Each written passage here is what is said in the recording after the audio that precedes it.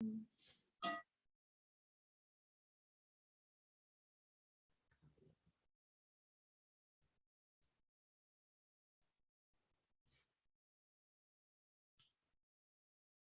working. Oh, yeah. Oh, there's gonna be some lag on here, so we'll be okay with that. Oh, that's gonna be weird. I want to see myself lagging.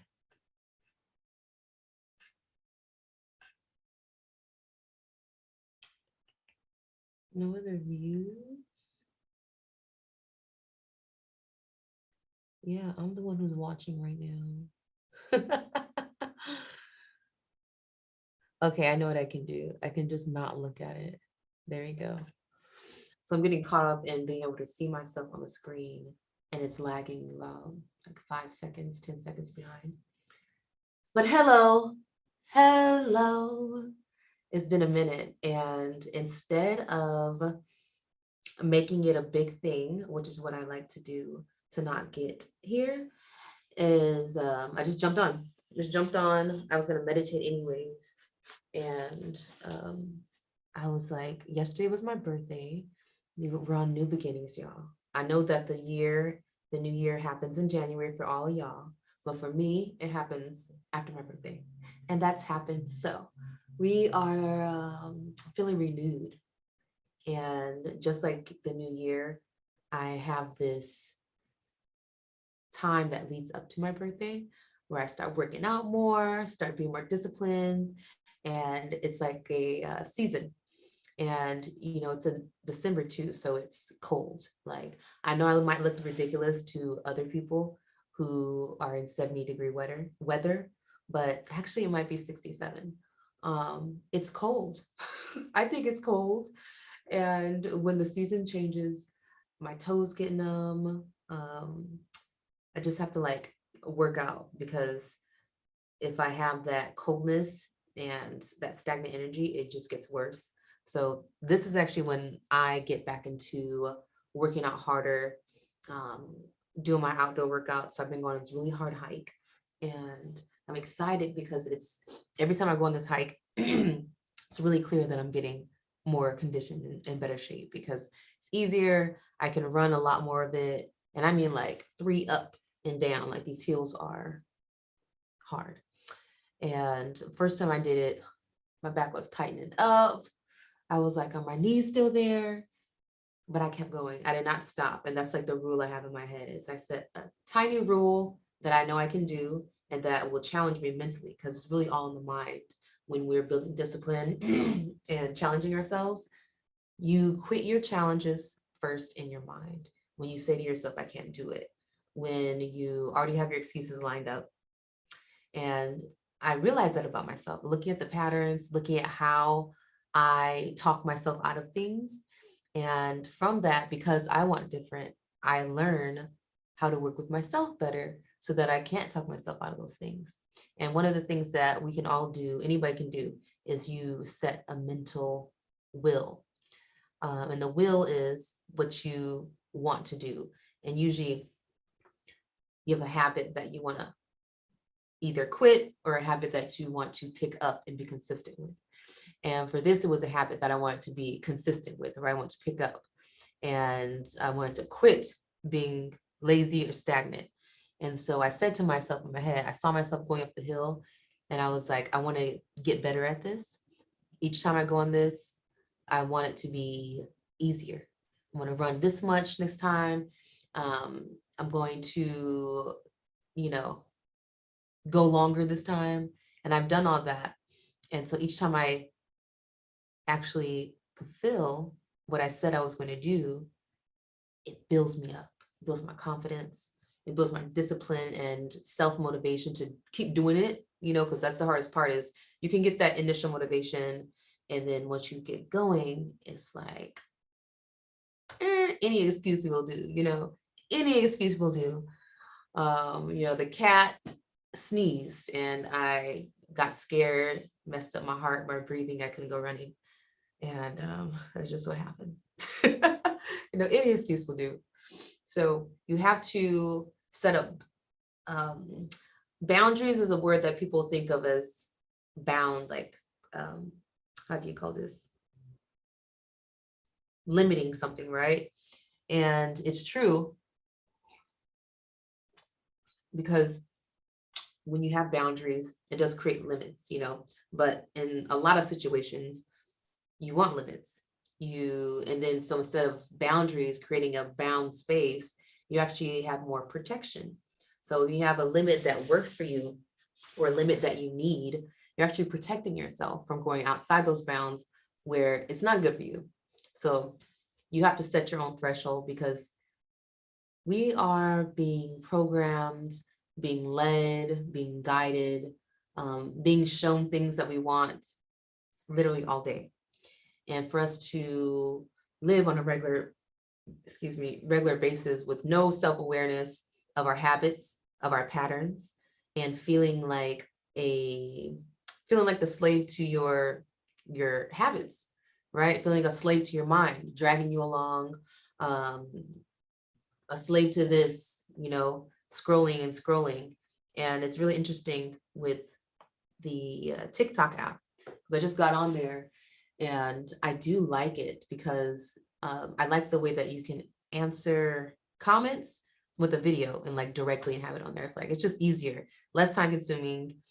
And I've been enjoying it, but I also don't enjoy getting trapped in the vortex. And so now I'm like, when I go into TikTok, like just open the app, I had to put a mental block. Let me turn my phone. I had to put a mental block on my phone, in my mind. See how easy that is. I had to put a mental block in my mind that I'm going to go into this app and I'm going to do this thing. I'm going to post, right? Usually what it is. I need to go look at my link so I can set it up with some software. And so I had to go look for my link. Next thing you know, I've looked at I don't know how many videos, and I didn't get the link yet. And so now I look at it and I make sure I go, what am I going in here for? And I go get it and I get out. Okay. And hopefully there's nothing that's too alluring to keep me in there. But if you make that mental boundary, you set that protection for yourself, then your mind will start to do it automatically. But you have to put the effort in to put those boundaries up first. And I think that's really the hard part, is keeping them. Putting boundaries up is easy, right? But keeping them up is hard. So right now, like if you just notice, I'm actually just moving around to keep myself busy, because just getting a little nervous. It's been a minute since I've done a live, and I brought this thing out for me, but I'm going to share a little bit with you today. I also want to see how it sounds on the mic that I'm using, because singing bowls do not always translate to sound healing. Sometimes you do a singing bowl and it's like on the receiving end of your phone, it's like turn that shit down. It's not relaxing me. So hopefully this is going to help. I try to be more mindful with the sound, and we'll see where it goes. Okay. But my main goal was to check in with my followers, with subscribers on YouTube specifically, because you have been there the longest. Yeah, I mean, this one and Instagram is pretty much the same age, but you've been there the longest, and there's so much that's changed. So much has changed. And I think I did this video last year as well, where I checked in what I was doing. And let's see, I wish I could play it back right now live, but I'm gonna play it back in my head and see what I said and what I did. And it's important to evaluate that, what you said, what you did. And then also what I look at is what I've been talking about consistently, or even been wanting to do and hasn't come to fruition. If that has not happened because of I don't really want it, because I don't put the work in for it, because whatever my excuses are or reasons, I want to know them, right? It's ignorance is bliss, but when I'm creating my life, I want to know what the hell's going on and how I work. And so you have to pay attention to the patterns. And so I've been looking at the patterns, looking what has stayed, the things that I took a while to get to, but I still eventually got there. And I did my music, and not to say that I did it like I'm done. It's actually evolving. And one of the common things with what I've been doing is always wellness, right? From being a nurse to being a holistic healing coach to being a healer. All those things have to do with how we live, how we use our resources to better our health and our life, and making those tools and information more accessible. And music is definitely a way to do that. I love doing music, sound healing. I think sound, if you look at the trends, sound is one of the senses that we are focusing more on stimulating and using as a healing resource. Music has always been there, but we didn't think of it as sound healing. But now we have even more intentional frequencies, more guided meditations out there, more options. And when I first went to guided meditation, there wasn't a lot of options. There's still not a lot of options for variety of voice. And correct me if I'm wrong. Like, I'm not wrong. I be out in the market. I look around, I listen to meditations, I record them, and I listen to them, right? So I'm always learning and seeing what works and what doesn't work. And then using what I know with science and how we work, how our brain entrains habits and patterns. I'm also looking at that and applying that to how I want to do my meditations and changing things up as well. So what really works for me is having a relatable voice. And not all voices are relatable. I'm a little sound sensitive. And so if you have a high pitched voice, I don't like it. I don't like listening to high pitched voices like in a shrill or squeaky. And so I have to kind of retune my ears if I do hear that to, not be annoyed by it. And I also am kind of tired of just like the gentle British lady voice, right? Like the gentle white British lady meditation voice is so generic. There's so much of that. And that's one reason why I started recording them, because I wanted more variety for myself. I wanted a voice that resonated with my energy. And that's the beauty, is we can have British white lady, like she has an audience that really resonates with that voice. It sounds like somebody familiar to them. And so we all can benefit from that. We can find voices that resonate with us and sound familiar.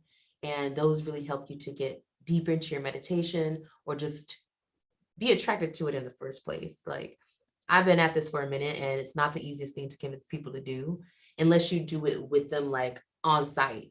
And that's what I've been doing. I'll go to events, people show up at a music event. They don't know they're going to be meditating before it starts, but they did, and they enjoyed it. I used to have bonfires, and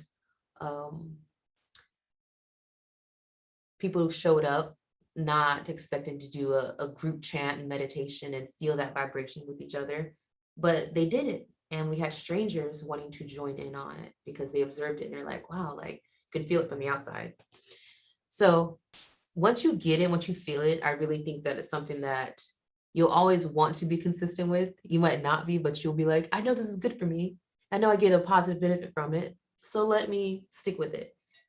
And distractions, procrastinations, all those things happen. So my goal has been to see what doesn't work for the most part, because I know what does work, but focusing more on what doesn't work so that I can refine it. And the one thing that I've been lagging on in the last couple of years is digital assets, digital products. And so creating things that are really affordable and accessible, that people will use, people will identify it as something that is useful to them. They can implement it right now, nothing they have to like prepare for, make it a big thing.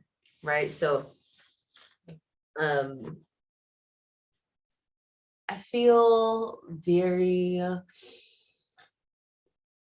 I feel the wave of creativity coming over me in a new kind of format. And I'm really happy about that because for a minute, I feel a little stale. Like I was doing the same things, trying to do the same things that weren't working. And then you lose your motivation. And then there's the whole social media thing, right? Like, I don't like it. I don't like it. At first, I was like, I don't like social media because, once you say something or you do something, it's out there, like it's unretrievable. And so it was a big commitment to just, putting yourself out there. But really, what I've learned, especially this year, through just being alone and being less social, because I'm very social. I love people. Like I'm out in the streets if I can be. But I've been recalibrated and I enjoy, once again, more alone time and also appreciate social time. But that alone time was where I really spent time with myself, really felt into what I wanted to do, really felt into what I have done, and um, taking the pressure off. I had to take the pressure off and just stop trying to do things that I didn't want to do. And we hear it all the time, but it's so subtle sometimes, the things that you don't want to do. And I think the first clue is looking at your resistance and questioning your resistance. Okay, why has this not been something that's easier for me to do? Why have I not followed through? Is it a lack of focus? Okay, it's lack of focus. Where is that coming from? How can I strengthen that weakness that I have? And if you keep on going towards what you want to strengthen, what you need more of, what you want to accomplish, then you'll actually save a lot of time and energy. And being busy is like how I was born. I was born busy. I came out the womb cleaning the whole house and vacuuming and washing dishes and cooking and all that, running businesses. I was just busy most of my life. And that busybodiness comes from, I was raised that way, right? You just didn't relax that often. There's always something to do. Sitting down was a sign of laziness. And there just was never just relaxation like by itself, unless I was outside playing, which is why I love being outside still. But the having that, I totally lost it. Let's see if I can bring it back.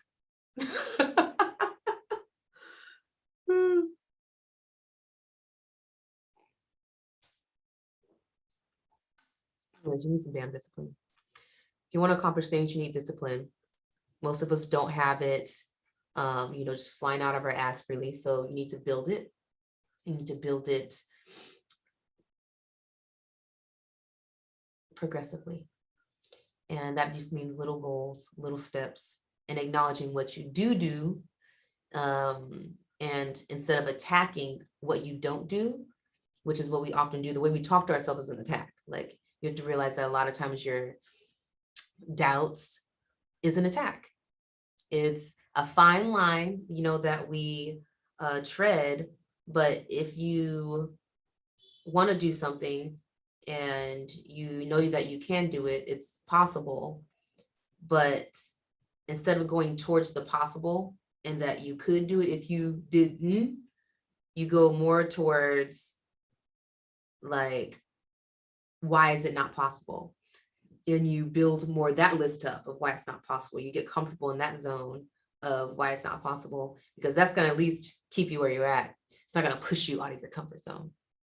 And I think that fear of the unknown it's very natural. It's always there. When you are constantly challenging yourself, you don't know when you're challenging yourself. You don't know when you're building something new and doing something different. You don't know when you're pioneering what you're going to get at the end. But at the end of the day, we always are grateful for those pioneers, those people that started it. And gave all those other, scary people a example that it's okay, it's not going to kill you. That's really what we're looking for, is that inspiration, that, or reassurance that you can do it. So back to our patterns. I'm just really loving this light right here. It's like reflecting through the sunroof on the mirror to my face. It's amazing. And I spent a lot of time in the last couple of years in confusion. And, there's confusion where you know what you are doing. I know what my mission is. My mission is to bring wellness resources and products to the diaspora, to build relationships through that, because those resources are all things that we need. And through sharing our healing stories, you realize that we are very similar. We are all the same. We are brothers and sisters. And you really learn that. One of the ways that I learned that people are all the same is through food. I'm like, this meal is the same meal that I had, with my other friends from a different country, say my Latin friends, the way that they cook their beef soup is very similar to my Filipinos friends' beef soup, or my Nigerian stew. Well, actually, it's kind of different, but there's a soup that's very similar to caldo de res, right? And so there's so much similarity because we are all human, first of all. And then there's centuries history of trade. We got boats, like we've been mobile for some time. And so there has been trade of cultures before you could see what people were doing in this country to take on their fashion or be inspired by it, to appropriate it. People would actually go and they would be like, oh, this tribe came here to trade us with some grain, and they had hats on that were made of donkey hair. I'm totally making stuff up right now, but I'm sure this is partly true.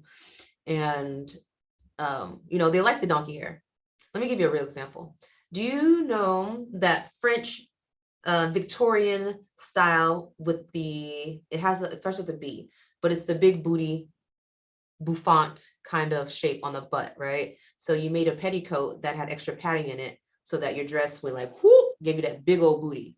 And then you remember that the French were also colonizers. French are also colonizers in Africa. And so let's say Senegal, they will see this natural shape of the women there. They have big booties. Next thing you know, you go to France, and they have taken that fashion or taken that visual with them to want to imitate.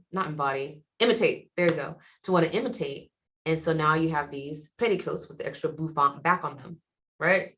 So that is a way that before all this internet and stuff, cultures were shared. So that was a different example. That was,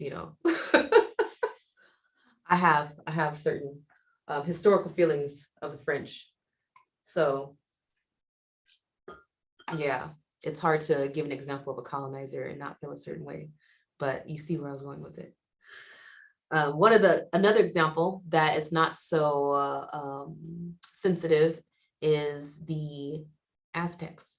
So they found similar spear tips. The spear tips that the Aztecs had were made of the same stone, or had I think it was copper, same minerals that you would get in West Africa. It was not native to this part of Latin America, right? And so it showed that they were trading weapons. African traders, sailors had come and upgraded the weaponry. And in exchange, they traded maybe some other seeds or fruits, vegetables, whatever it was, resources. But every country, all these cultures and tribes, they have natural resources. And I love the story of that, of knowing natural resources are connected to a people, connected to a story. They're connected to a culture. And so as we use them, we can respect that culture and those people by knowing the history of it. you know the story of it. When you know the story of the resources, you get to know the story of the people, because it comes from the labor, you know, the harvesting, the processing, all that, having to go from a raw resource to now it's in your country, in your hands, you're using it.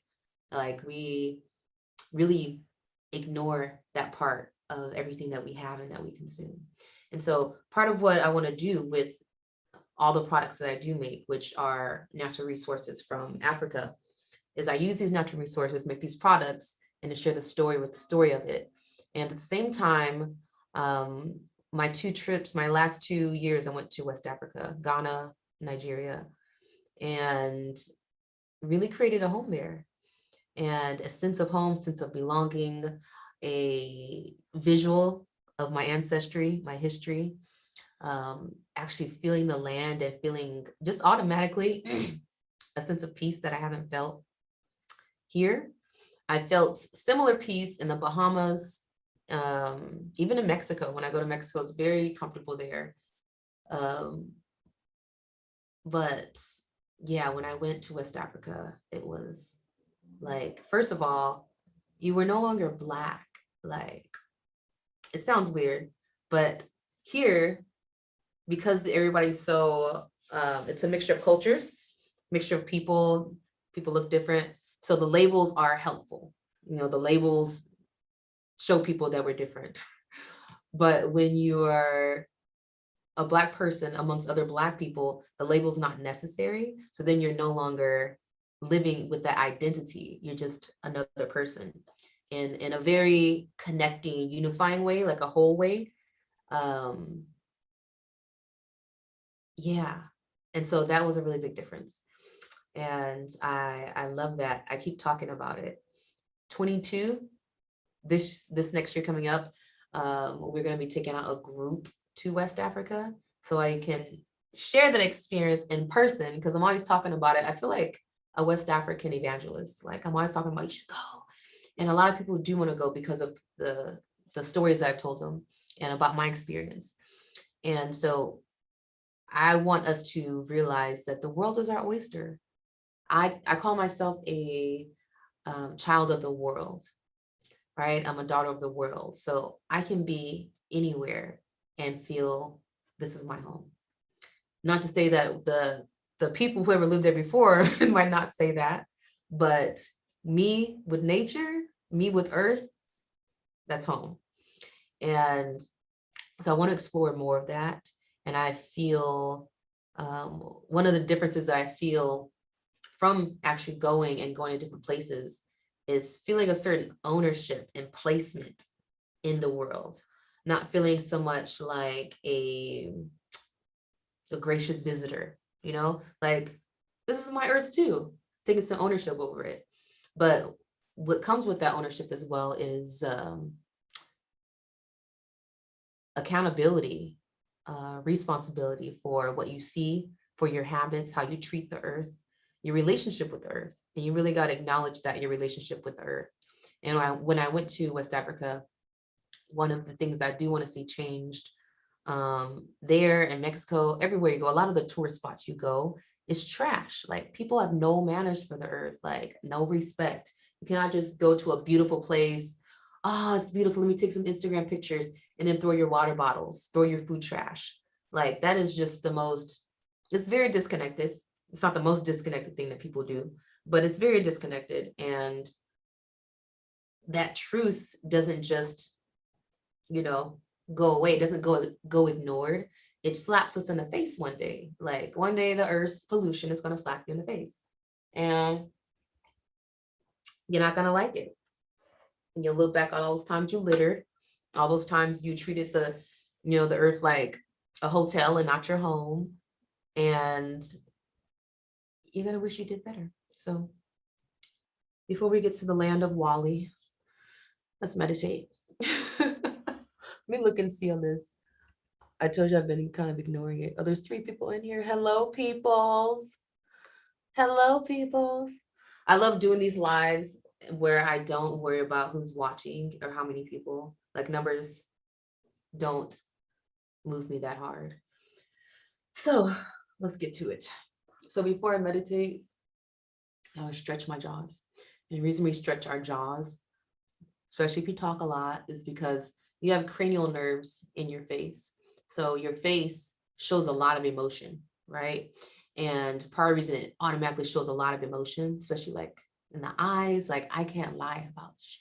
Like sometimes it's frustrating. I wish I could get away with things, but my face shows it all. So cranial nerves, when I'm angry, when I'm experiencing any kind of stress, emotional distress, mental stress, that creates nervous tension, right? So it creates a defense mode, a fight or flight. You're like, fight or flight is ready to go, right? And there's a body language that goes with stress mode, with fight or flight. And part of that is tension in your jaws, tension with your shoulders up. And what else do we do? Arch your back, hands are clenched up. So all this is not good. Close your chest, okay? This is not good. So we want to shake all that out, stretch your jaws, because this is the sneakiest one. We forget about this. Uh-huh.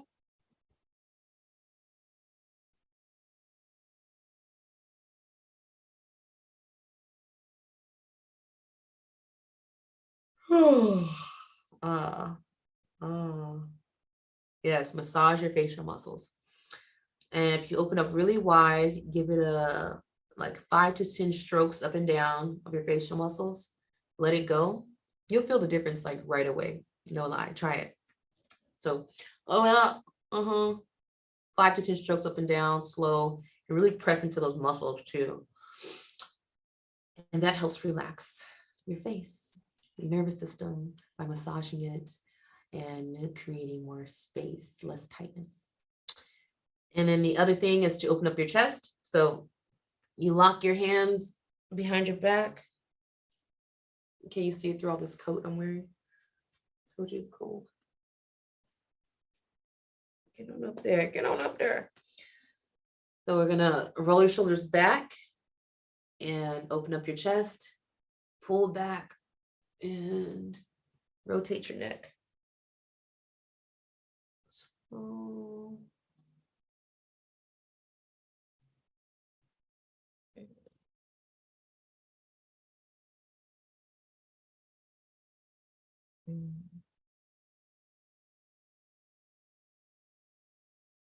and here we go, other way. Get the full circle.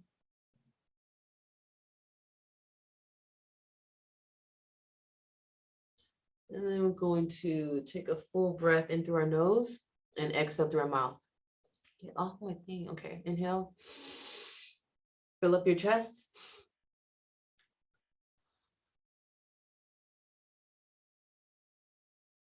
Let's do it again. Let me just get this off my nose. Inhale through your mouth, through your nose. You want to fill up your chest. You want to feel your chest puff up, upper and lower, right? So when you inhale, your diaphragm flattens, and when you exhale, it goes back like a dome. So I want you to feel that pressure of your diaphragm flattening on your abdomen when you inhale. So not to puff your stomach out, that's too much extraness. Just go natural with the function. Fill it up and feel that pressure pressing down on your abdomen, okay? So let's do it again. In through the nose.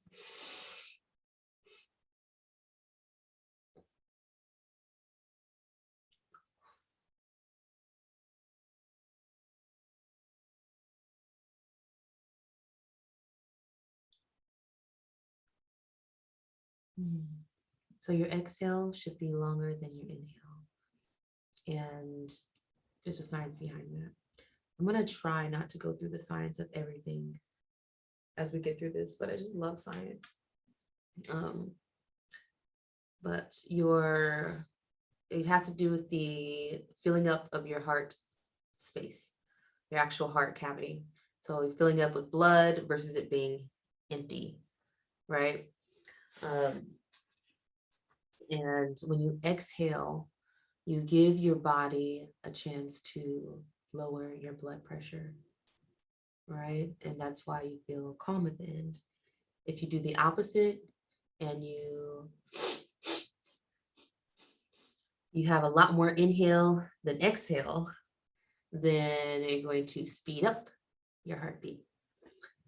And if you know those kinds of tools and tricks, then you can actually control your heartbeat, control your breathing. If I'm in a stressed out mode and I feel my chest pounding, if my earring, if I'm stressed out and I feel my heart pounding, if I have the ability to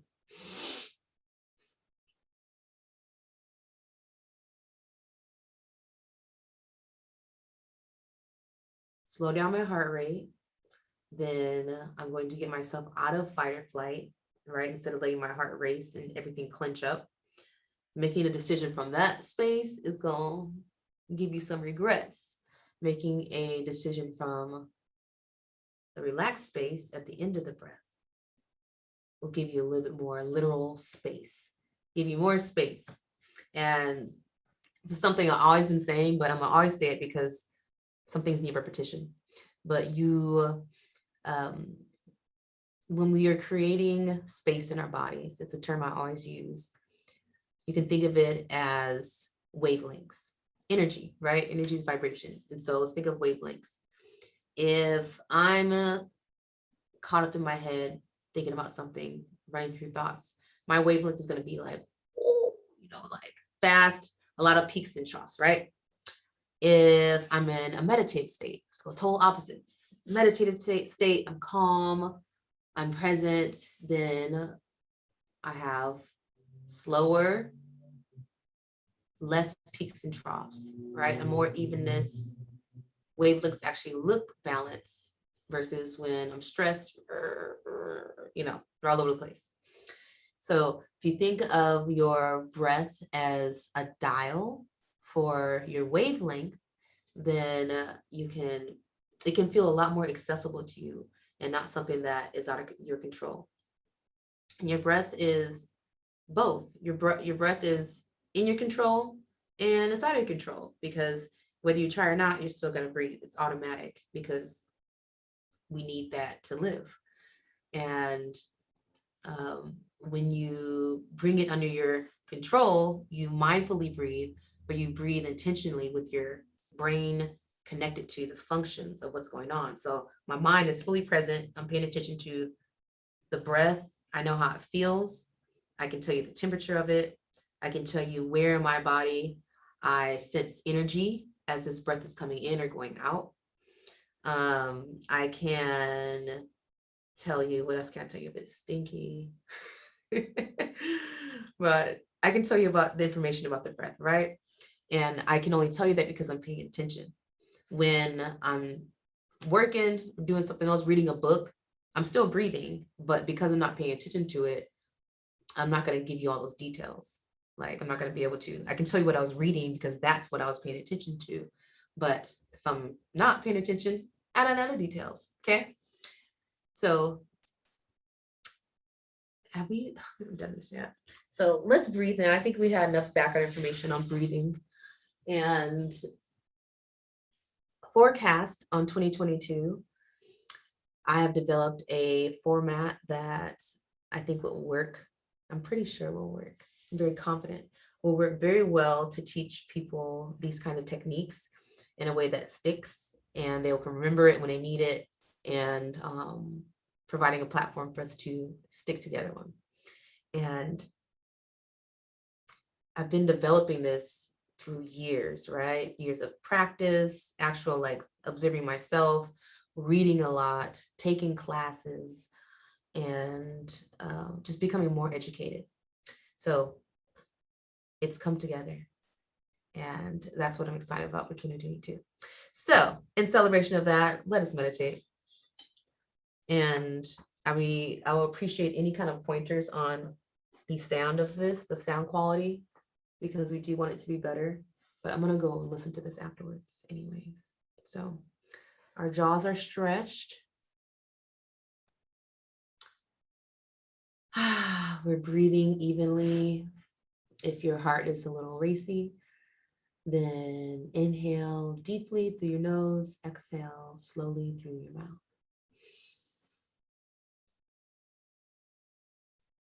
Let's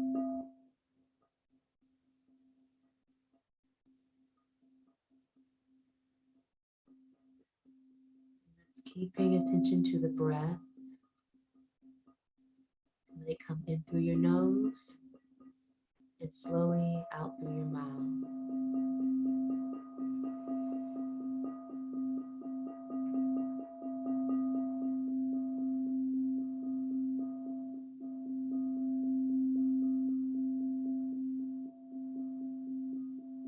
Again.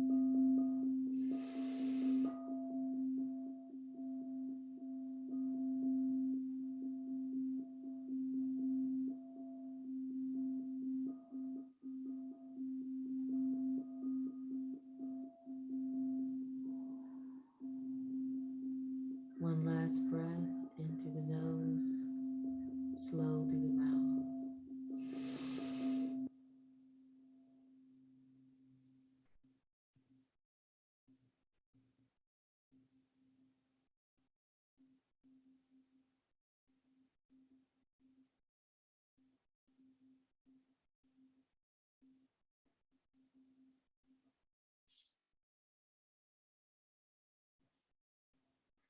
Turn your attention inside your body. And how we're going to do that is just following the breath as it comes in, following it into your chest cavity. As you inhale, noticing what parts of your body seem to stretch out, move, expand. And when you exhale, notice what parts of your body, your inner being, contract or relax. Feel like they kind of fall into place as you exhale. So just keep observing your breath in that way, noticing the stretch, the expansion, and the return back to balance. Everything falling into place.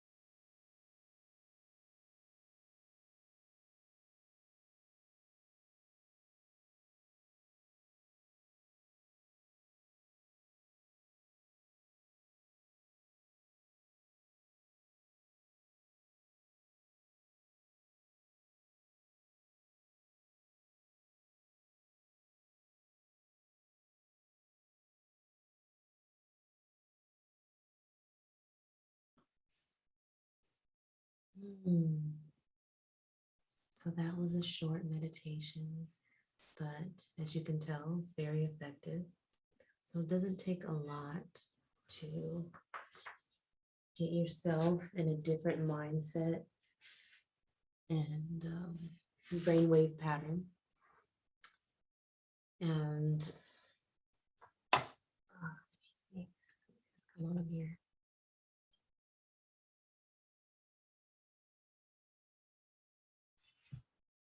So this is where it started before following you on Instagram. Hi, Greg. And you're right, this is definitely where it started. So I remember my first time on YouTube was just trying to blog. And then I got into this phase of creating content, right? So when you create content, you have to edit it. And it was just so much editing. So I worked myself into this routine of like, it has to be this way, a certain standard of content, right? And I made it harder for myself. And so it's nice to just like come on here and check in, because at the end of the day, it's about people. So hi, Patricia, Joshua. Okay, I'm glad there's people in here. So we did our first set of meditation. Can I take this off now? The sun's a little warm. Okay, it's still a little cold. I tried. Also, we just finished our last one. I'm gonna actually pull out the little bowl now, and we're gonna do a body scan. So if you guys have been with me for a minute, you know what a body scan is, but just in case you don't, I'm going to go over it.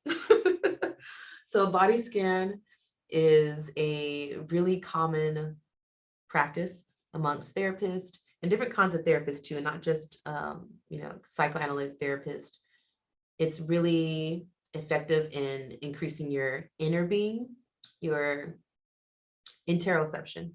So your perception of what's happening inside, internally, how I feel, what I'm thinking, sensations going on inside. And you guys can really relate this easily to sex. So if you've been having sexual pleasure or having sex with somebody, especially, the things that go on in your head, or your body's not responding the way you expect it to, you're noticing you're not connected, you're not really into what's going on, that's a really strong interoception, right? And so public speaking is actually the number one fear of people. If you're talking about phobias, public speaking is the number one.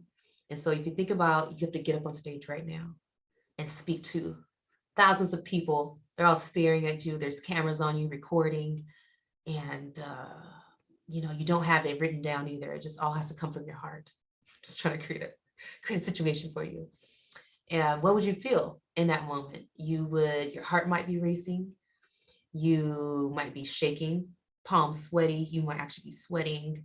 When you talk, it's not very clear, or you're stuttering. And so all those are, it's biofeedback. It's information that our body is giving us. And if you pay more attention to your biofeedback, it's very much a language, it's body language, right?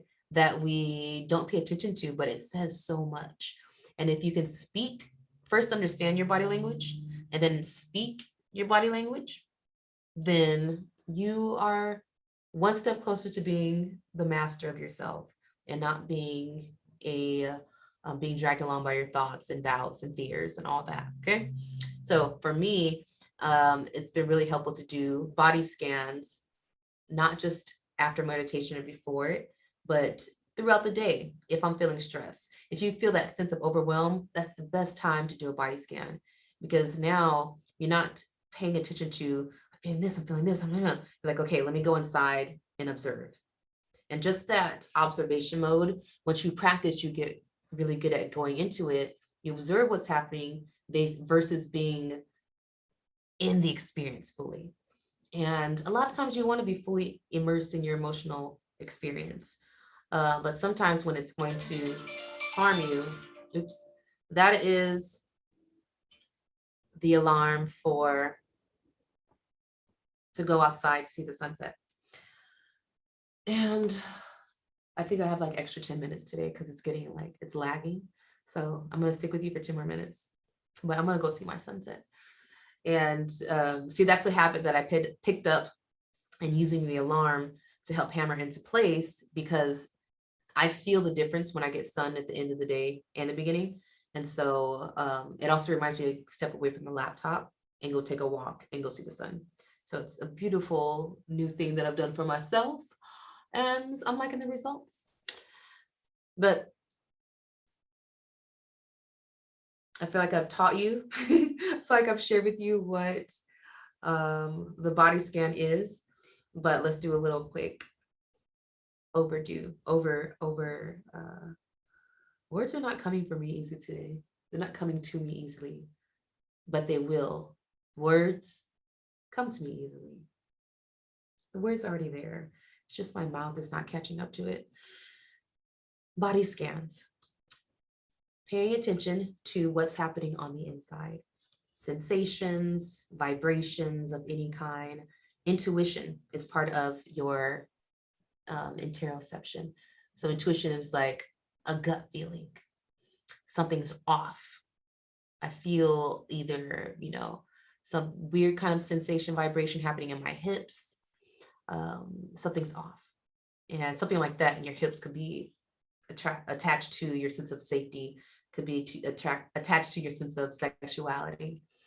And so we want to start from the top down, but you can also start from bottom up, right? And a lot of times it'll work better for you if you go with how you're feeling in the moment. You have a lot of energy up here, you're thinking way too much. Then you might want to start down here. Bring your awareness to your root. Start how you feel there. Bring it up. Always start with your torso. And we're going to be using our center line, right? Our Shumna Nadi, our central channel, center line is a guide, because this is the axis that all your energy centers, your chakras are lined up on. And just like the major chakras, because you have a bunch of chakras in your hands, behind your knees, like they're everywhere, energy centers. And so using that awareness of, let me go down to my root. And if you do some pelvic floor exercises, some Kegels, like you have to stop your pee or poop, like pull it in all the way, bring awareness to that part of your body by physically creating sensation. So it's clenching, whatever you have to do, breathing, bring your awareness to the area. Okay, so you can start this way. I'm going to start from the post meditation way. Since you did a meditation already, we already did it. We can start from the mind because we already have a relaxed mindset. Okay, so we want to start from our awareness in our head. Okay, so the energy around your head, right? And then bringing it into your head. Between your eyes is your pineal gland, your third eye. And your third eye actually has photoreceptors. It has receptors in it that respond to light. So your imagination, your insight, it's not getting the light from directly here. That's for your eyes, right? But the same photoreceptors that are in your eye are in your pineal gland, which is nestled between the two lobes of your brain. So the third eye is not just a spiritual term. It actually has some science behind it. So bringing your awareness to that area, the area behind your eyes, your actual eyes. And if you work in tech a lot with laptops and stuff, you'll feel tension maybe in your eye muscles. And the breath that we can use for our body scan is in and out through the nose. Very even, doesn't cost a lot of attention. So your natural breath,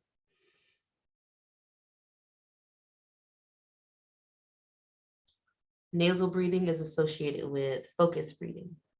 Open mouth is associated with relaxing. So mental focus, it's good to use your nasal breathing. If you are, I'll go into it later. Telling you, try not to give you all the science. So we are focused right here, feeling the sensations inside your head, your face, your jaw. And as you're breathing, using your exhale to relax that tension. So as I'm doing my body scan, I'm sensing in my face some tension around my jaws, could be from anger, could be from holding my tongue. It happens, could be from anything. So I'm going to release that with my exhale.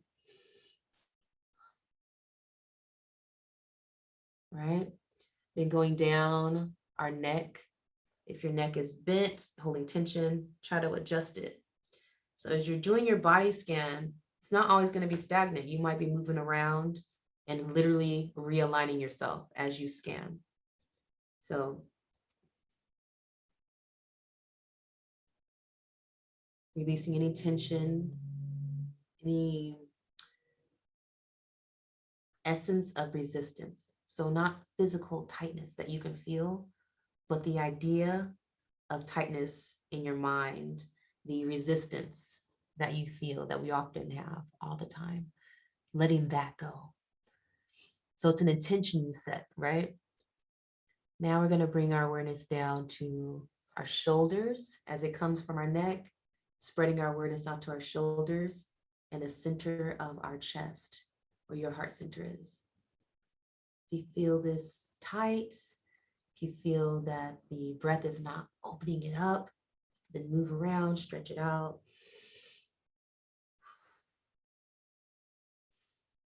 Roll your shoulders. Another trick we have is when we're loosening up tension, create tension intentionally. Tight, right? So I'm gonna roll my shoulders up, create tension, so that when I drop them, it's more of an effective, a full drop. And it's not a half-ass drop where they're still up here. A lot of people walk around like this, thinking that their shoulders are dropping, they're relaxed. And we can see it. I can see it. You can see me. So let's drop them, right? So we got our shoulders opened up, our chest is opened up. If you feel tension in your chest, this emotional resistance, I want you to take a deep breath, your mouth open, and just release that tension with your intentions in your breath. That open mouth breath is going to help to release some tension in your chest. And you can stay in each area as long as you want, as long as you need to. But I'm going to keep going down so that we can get the whole body. So now we're in our belly. And even on the way to our belly, we have our diaphragm right here. This flat, muscular muscle, this flat wafer-like muscle. It's really flat. And I'm going to engage with that when I breathe. Check in with it. Like, is my diaphragm working? Does it feel stuck? Does it feel like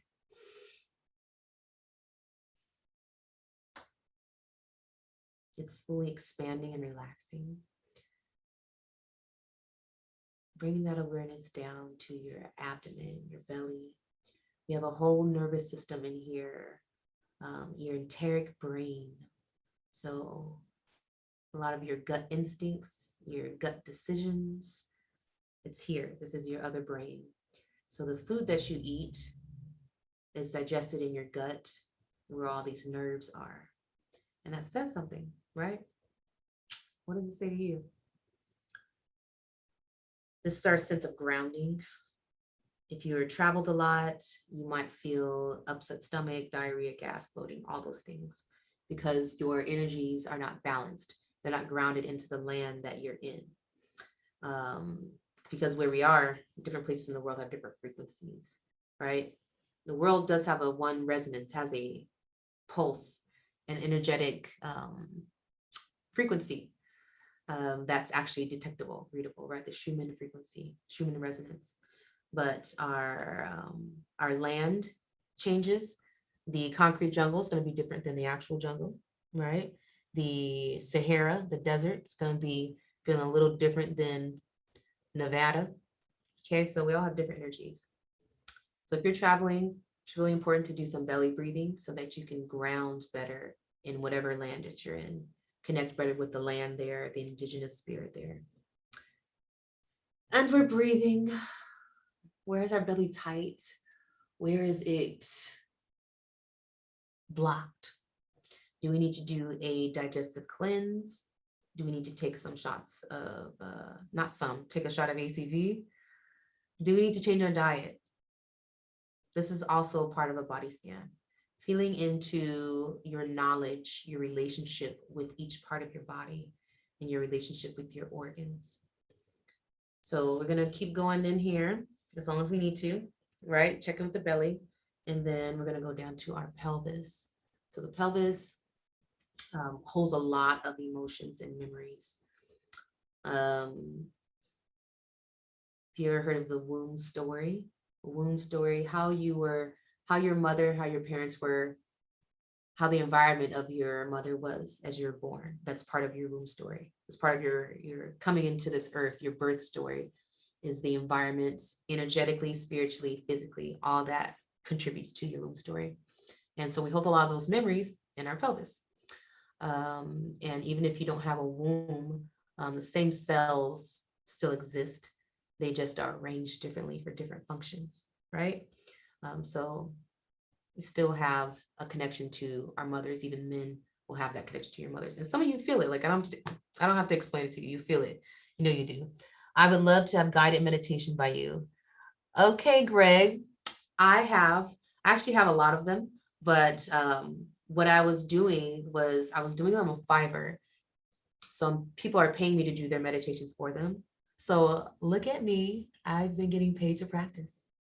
And so I do have some of that I did for myself, and I'm going to put them out. The first one is gratitude.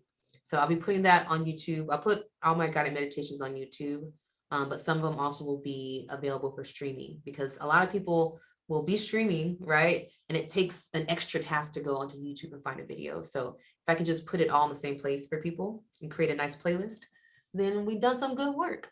So it's coming to you, Greg.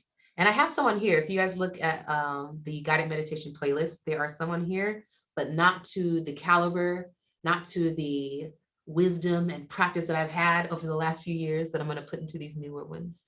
So I'm looking forward to putting that out. And back into our pelvis. This is like the body scan, as you can see, doesn't have to be so serious all the time. But you should do them before you go to bed or after any meditation to just feel into your energy, feel how it is, feel some things you need to address. And for the pelvis, that's actually not the last part of the body scan because you have fire energy in your thighs. You got it in your pelvis, right? But you have it coming down your thighs. That's why thighs are also sensual. Fire energy in the back of your knees. This is like an erogenous zone back here, right? Behind your knees. So we're going to follow those channels down. I want you to really feel into your hips before we go any lower. So your hips hold a lot of memories, tension.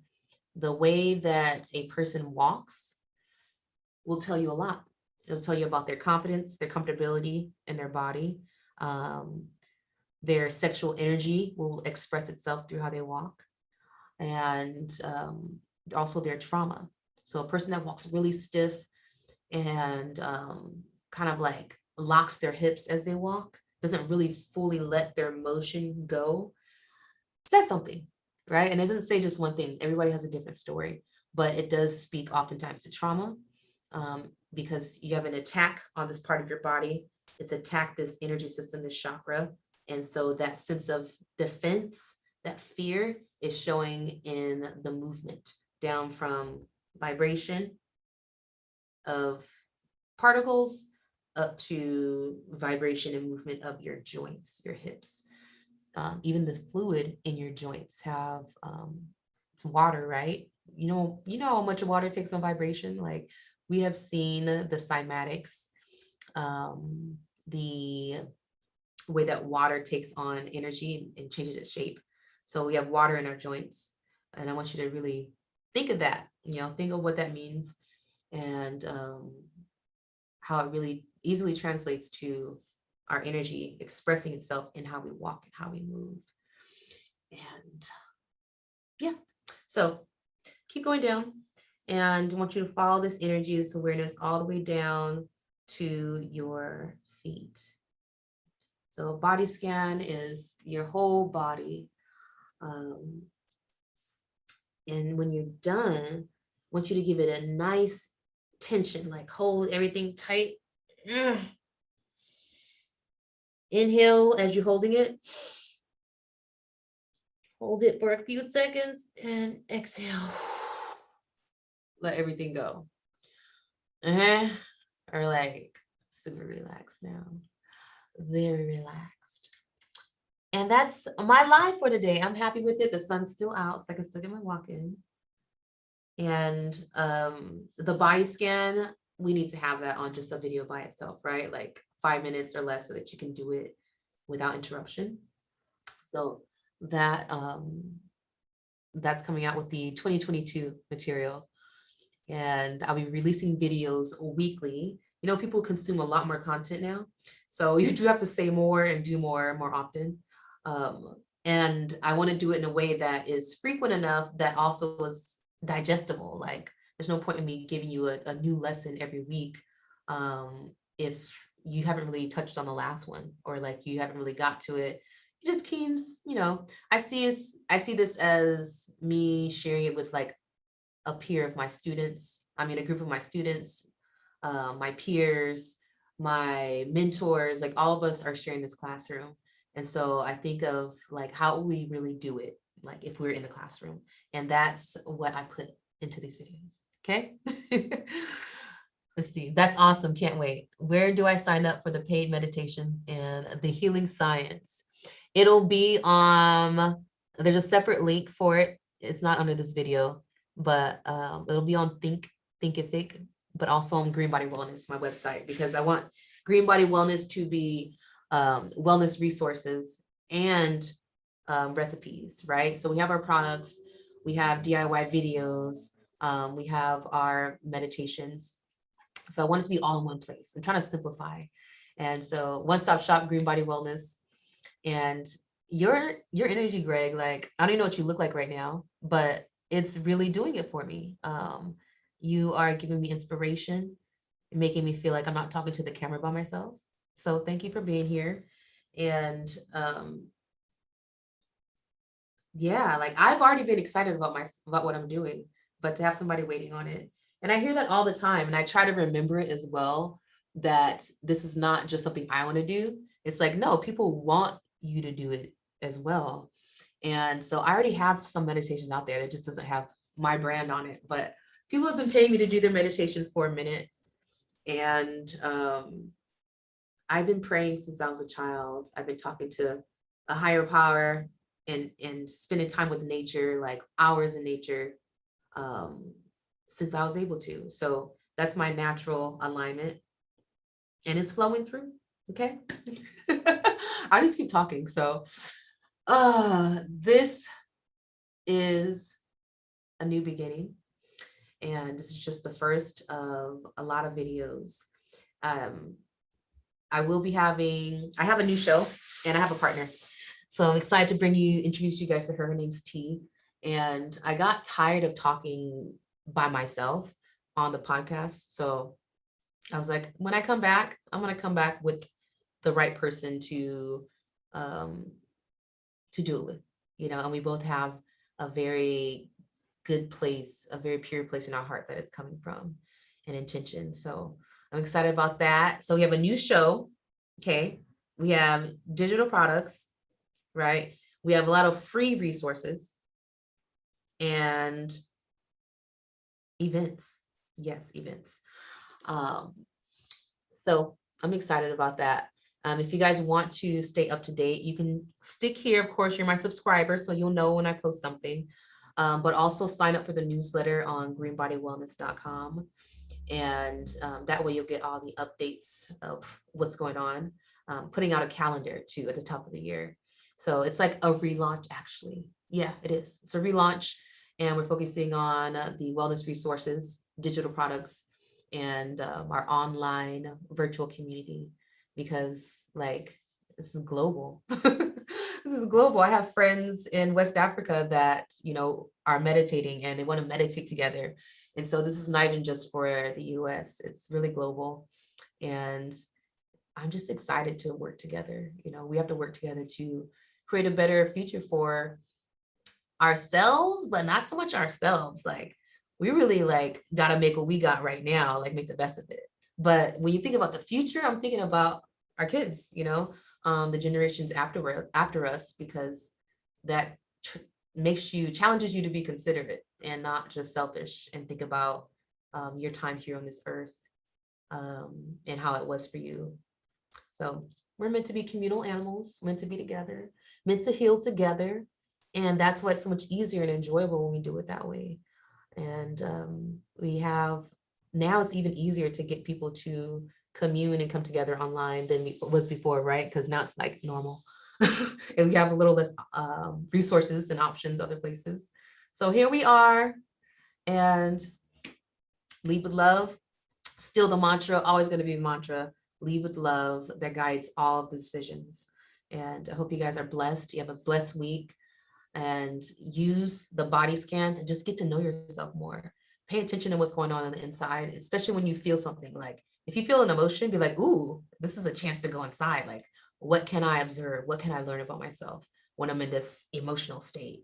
And it really becomes a joy to get to know yourself on the inside. All right. Love you. Leave with love.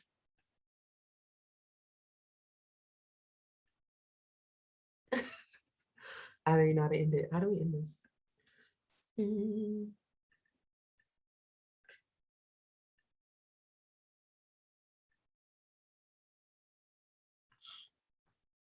really don't know how to end it.